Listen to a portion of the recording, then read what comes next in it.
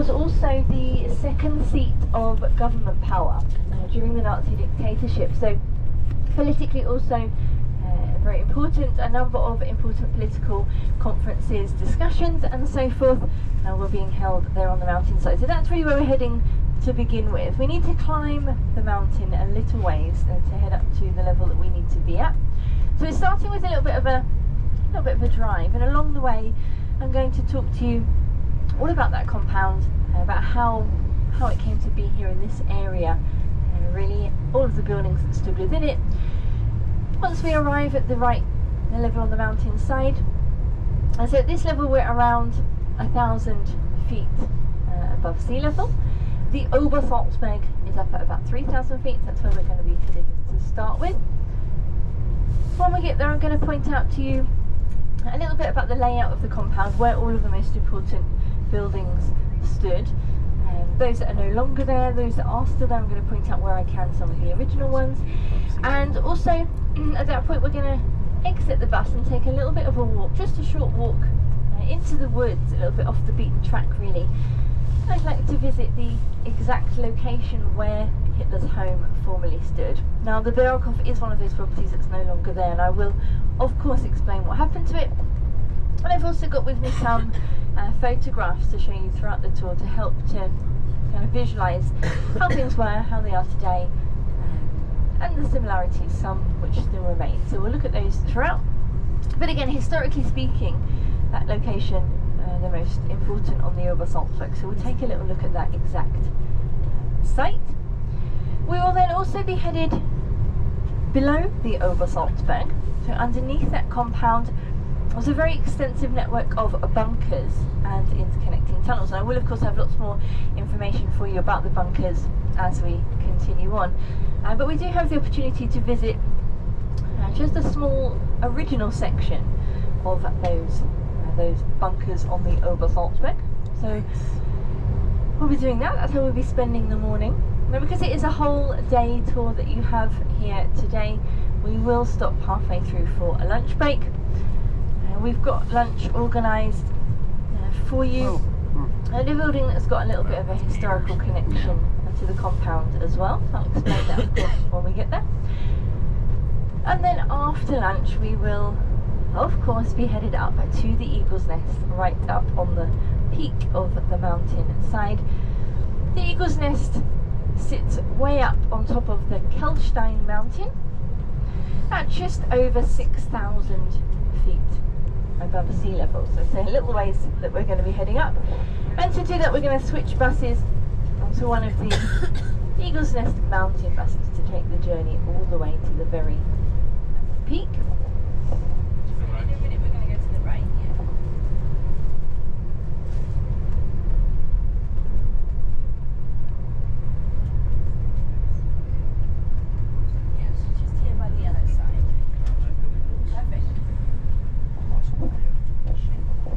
Of course, at that point in the tour I will have lots of information for you about the Eagle's Nest as well, about its purpose, its construction and so on. Thank you. We will of course tour through the building up there as well, and also at that point whilst we're up at the Eagle's Nest you will also all have some free time to yourselves to take a closer look at everything up there before we need to head back down as a group and then back onto this bus, and we'll head back down the mountainside. So we're climbing on up to the Obersalzberg now. After our visit to the Eagle's Nest we'll be heading all the way back down and finishing the tour just pretty much right back where we started. Okay? Also, at any point, if anybody, particularly those that are closer to the back of the bus, if at any point you can't hear me clearly enough, please just give me kind of a wave, and if I see you waving I will make sure my volume goes up, just in case it starts to get a little bit too quiet for you. But don't worry about interrupting for that. I don't want anybody to miss anything at all. Also throughout the tour please do feel free to ask questions if you have any questions. That is exactly what I'm here for, so don't worry about asking questions throughout. So we're on our climb now up to the Obersalzberg. Obersalzberg, the name of the area we're headed to, translates into English as Upper Salt Mountain. They have been mining the salt here in these mountains for hundreds of years. Down in Berchtesgaden, so the level that we just started there down in the town, they do have a salt mine that's still in operation today and has been in operation since 1517. It's a very long time they've been mining the salt. So that's really how this area began. Predominantly a salt mining community, but a very quiet and peaceful community here in the Bavarian Alps. So I suppose the obvious question is, how did a quiet and peaceful mountainside community end up becoming the second seat of government power for the Nazi dictatorship and home to this huge compound? And the answer really stems back to Hitler's very first visit to this mountainside here and what it was that brought him here for the first time. And that first visit took place back in 1923. So before he came to power, 10 years before he came to power. At which point he had a close friend named Dietrich Ehrhardt. Now Dietrich Ehrhardt, as well as being a friend, was also very much a mentor figure to Hitler when he had first become involved in politics. And back in 1923, Dietrich Ehrhardt was staying here on the Obersalzberg. He was staying just a small property here on the mountainside, and he'd chosen this area partly because of the peace and the quiet that he found here, because he was in hiding from the authorities. He was, amongst other things, a journalist, and he had written a number of very anti-Semitic articles. So he'd come here to evade the authorities, and just quite simply, Hitler wanted to spend some time with him, and here is where he was. So it was in the May of 1923 that Hitler first visited this mountainside here to pay a visit to his friend and mentor. And during that first visit, he just fell in love with the alpine scenery that we have here. To the right.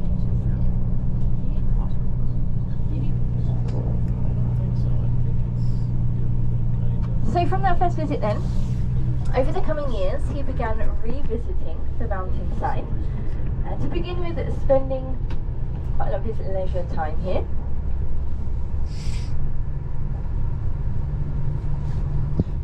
Now it's just taken a little bit of a turn in the bus, so we are now entering the Obersalzberg. So Obersalzberg is not a specific town or a village as such, it's the area across the mountainside, more or less at the level that we are at now. This would have been more kind of the outskirts, the outer limits of the former compound. But just to give you an idea of the kind of size of the former compound, it stretched back to this point just here. Now formerly there were two really main, three, but one was a little bit smaller, not used very often, two main access routes or entrances leading into the compound. The way that we've just come up is one of them. Much later on, right at the end of the tour, we're going to leave the mountainside using a different route, and so that I can also then point out to you how far the compound would have stretched out in that direction. But we're making our way through the outer kind of limit, the outer zone, towards the centre of the compound. That's where most of the more important properties stood. So once we get there, I'll be able to point out to you all of the most interesting or important locations.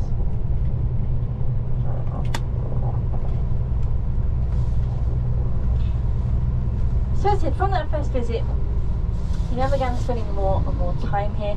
To begin with, he was staying in just a small guest house, but as time went on, he didn't spend a lot more time here, so it made more sense for him to acquire a property of his own.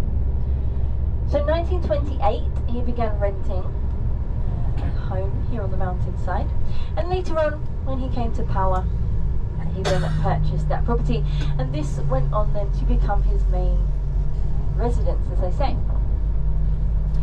With that in mind, it made sense for some of the other high-ranking leaders within the regime to also have properties here. So the other top leaders that had homes here on the mountainside, there was a home for Hermann Goering, head of the Luftwaffe, German Air Force, Martin Bormann, Hitler's private secretary and head of the party chancellery, and Albert Speer, Hitler's architect and later on Minister for War Armaments.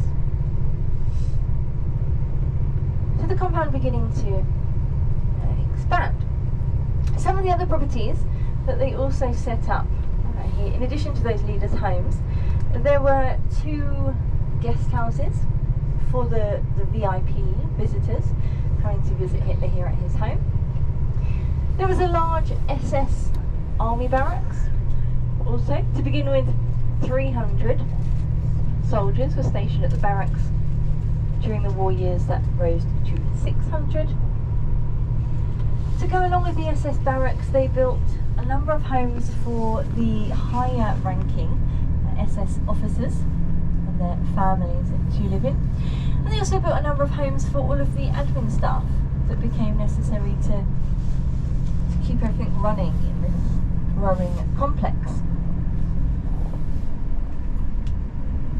They also built a number of properties, homes for the workforce to live in. There was a lot of construction, a lot of expansion and development going on, and the construction workers all lived here on the mountainside during their contract.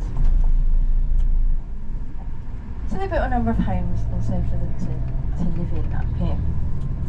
We don't know, unfortunately, how many workers contributed to kind of add it all up from the very beginning of the construction to the end of construction. There's just not enough documentation for us to go through to know how many people were involved.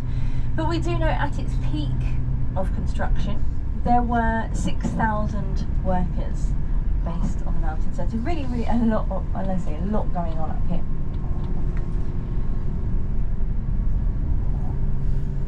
But a number of these properties are no longer standing. The destruction taking place in 2 stages. So firstly, during the war, there was one major bombing raid that took place here on the Obersalzberg. It was on the 25th of April 1945, and it was the RAF, the Royal Air Force, that flew in from England, dropping 1,232 tons of bombs onto the complex. Pretty big. It was, I must say, very much centralised on the compound up here. This was the only target. So down in Berchtesgaden, the town in the valley where we just began, there was no damage to Berchtesgaden. So lots of very old original buildings still in the old town down there. And in fact, there were only 2 targets up here on the mountainside. So we're going to go straight that way. The 2 targets that they were aiming for, the SS barracks and Hitler's Berghof home. But we're almost at the central location really now.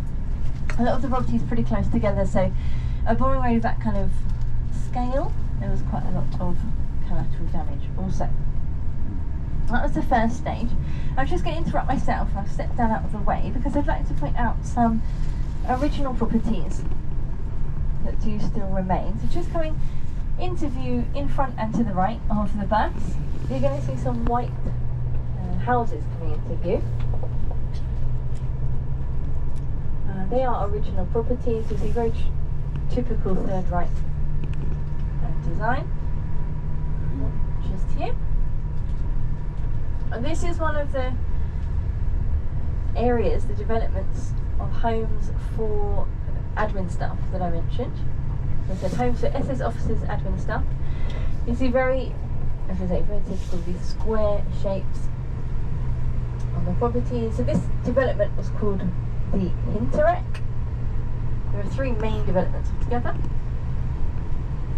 The white houses are original. So you're going to see some more kind of wooden panelled houses which are not original at all, they're actually very, very new.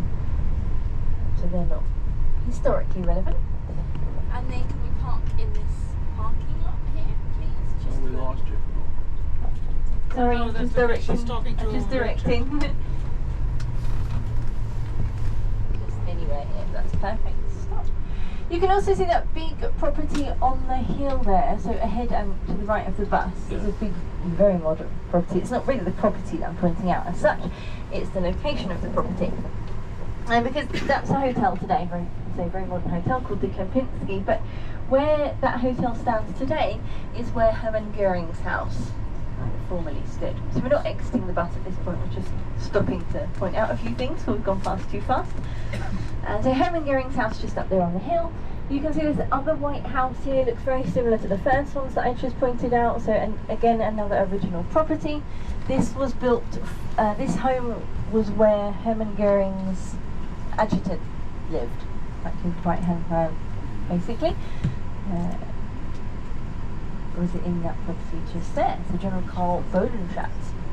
So the adjutant there, Hermann Göring's house just up there. Now there is nothing left of Hermann Göring's house. I was talking a moment ago about the destruction, the two stages of destruction. So the bombing raid, of course, the first stage, but the ruins then actually stood here on the mountainside from 1945 from the bombing raid up until 1952, at which point the authorities then made the decision to destroy what was left of the ruins of the compound. So this time not a bombing raid, but going in with explosives, demolition equipment, they blew up what was left of the ruins and took them away. So that's what happened here with Hermann Göring's house, Martin Bormann's house, Hitler's Berghof home, and the SS barracks as well. When I say the authorities made the decision to destroy those ruins, it was not actually the German authorities making that decision, it was the American authorities making the decision to destroy the ruins. Another reason that the Obersalzberg was important during the regime was its use in the propaganda. So it's been very, very heavily used in the propaganda. The public were very much aware of how much time Hitler was spending here. So many photographs of Hitler taken here in this area were being shown to the public. Many pictures of the house as well. In fact, back at that time, this mountainside was very much described to the people as Hitler's mountainside. And as a result, what began to happen was people began travelling here to the mountainside. Those that were supporters began travelling to the area. They wanted to see Hitler's mountainside for themselves. Now when they arrived, really what they most wanted to see was his home, of course, where he was living, so they'd make their way to the property. But then they began to gather outside in crowds, and they started to just wait. And what they were waiting for, what they were hoping for, of course, is that he would be there, and they could potentially catch a glimpse of him in person for themselves. Which on occasion they did. Sometimes if he was home and he saw the crowds, he would come to the end of the driveway and wave and acknowledge his supporters. But this began to happen really more and more on a bigger and bigger scale until the numbers spiraled completely out of control. It became really mass pilgrimages of people coming here to visit the mountainside. The kind of numbers that I'm talking about when I say it spiraled out of control, at its peak there were 5,000 people per day going to the mountainside.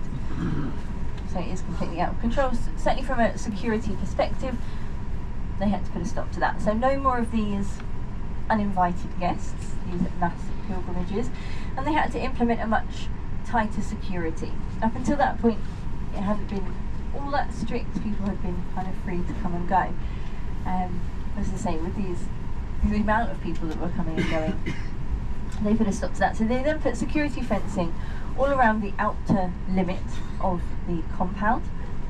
They split the mountainside into 3 zones of security. So as I say, we came a little way then through the outer zone, making our way to the middle of the zone, which is where we would be now. So a couple of the leaders' homes, the SS barracks stood as well, which I'll point out as we head forward in just a few moments.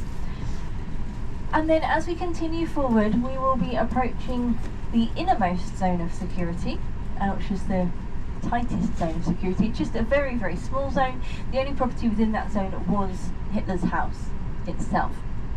And so then throughout there were a number of guard posts, checkpoints, and from this point on, completely restricted access.